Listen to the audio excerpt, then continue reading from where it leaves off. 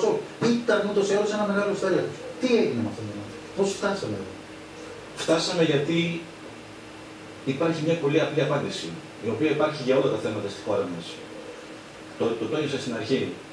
Είμαστε μια κοινωνία με πρώτο το πολιτικό σύστημα που είχε μια πολύ μεγάλη ανοχή στην ανομία, η οποία ανομία ξεκινάει από το απλό ρουσφέτη και φτάνει σε κλιματικές πράξεις. Αυτός ήταν ο λόγος.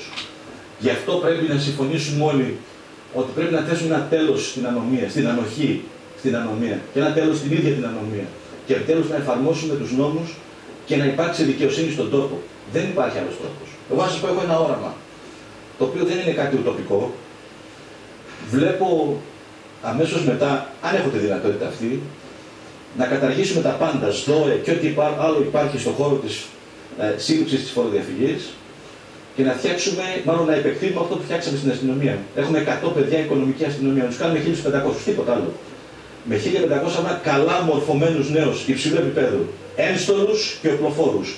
Να είστε βέβαιοι ότι το θέμα της φορολογικής ανομίας θα έχει τελειώσει σε 2 χρόνια μέσα.